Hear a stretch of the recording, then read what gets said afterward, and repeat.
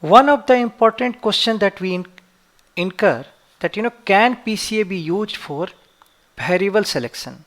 See, we understood that PCA can be used to create artificial variables, and then you can use those artificial variables.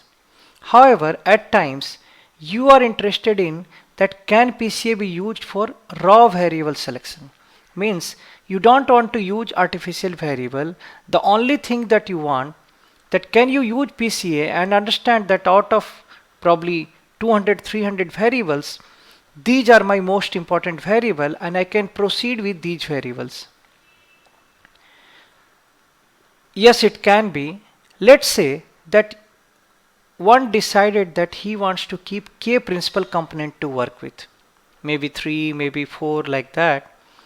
And then what you need to understand, look at the loading, the absolute value of loading of independent variable on those k components, and then you can choose those which are bigger in absolute value.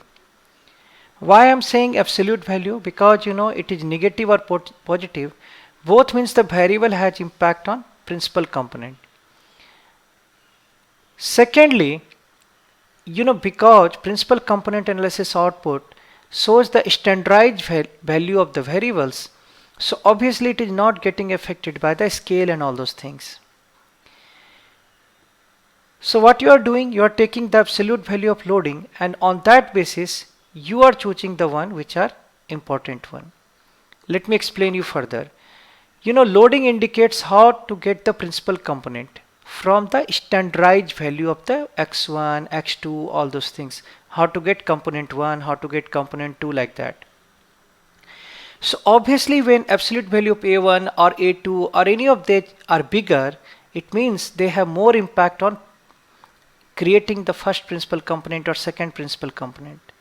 So obviously, if these variables have more impact on principal component, and if you take, and also when you are taking absolute value, you are ensuring that negative and positive coefficients are treated similarly, then obviously you are taking those variables which has high impact on principal components.